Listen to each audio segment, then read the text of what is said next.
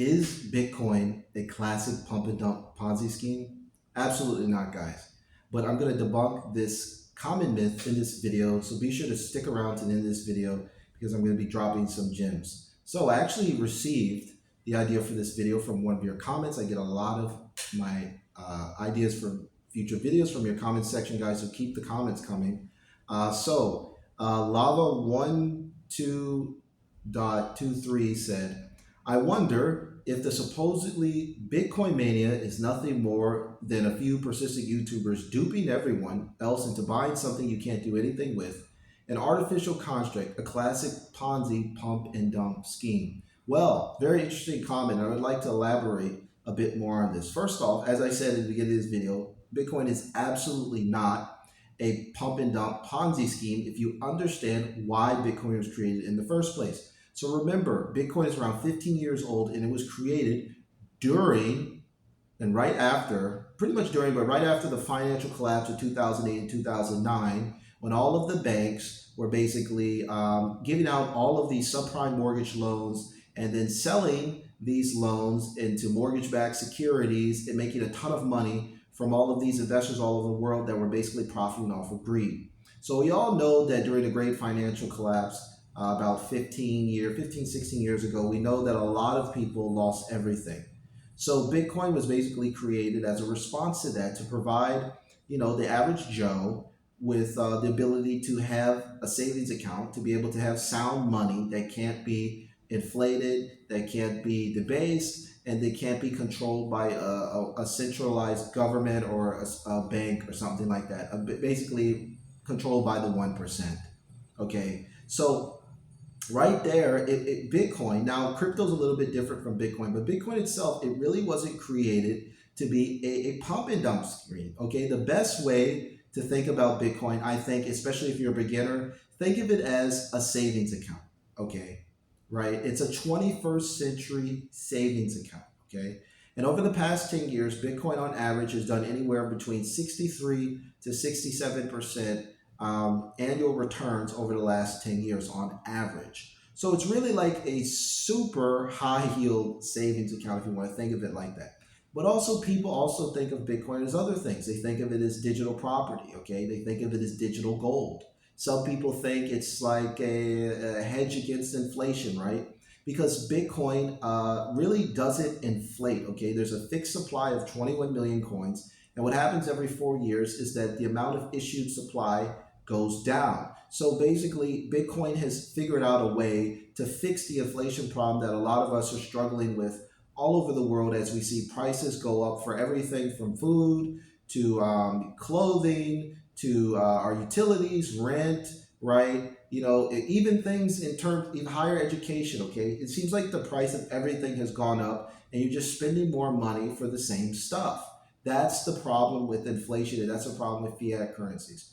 So Bitcoin has solved that, okay? And to call Bitcoin a pump and dump is ridiculous, okay? Bitcoin's price has continued to go up after each halving event. So if you take a look at Bitcoin's price during the halvings, it's only gone up over time. And it's been absolutely ridiculous at how much Bitcoin has gone up on average every 4 years. So guys, like I said, if we take a look at Bitcoin's price from all of the previous halving events, okay, after the first halving event, Bitcoin's price was $12, okay? That was November 28th, 2012.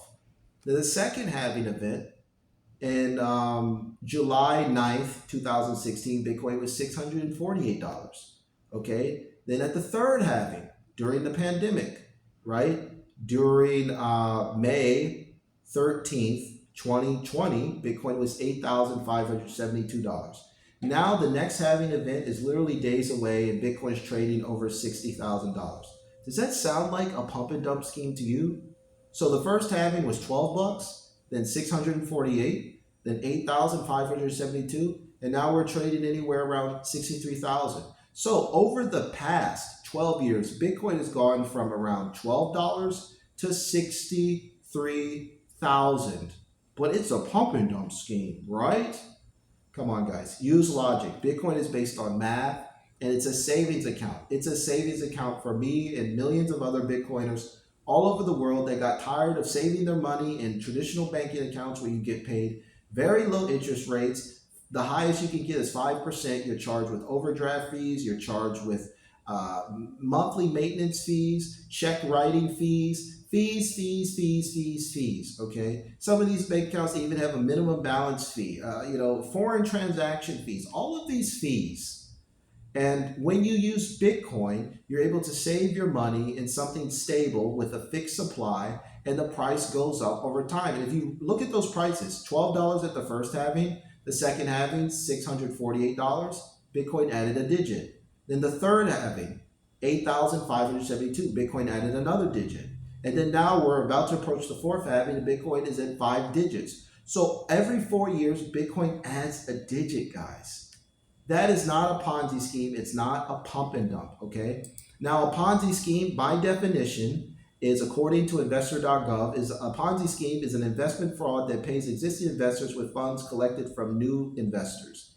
Ponzi scheme organizers often promise to invest your money and generate high returns with little to no risk. In many Ponzi schemes, the fraudsters do not invest the money. They use it to pay those who invested earlier and may keep them from themselves, some for themselves.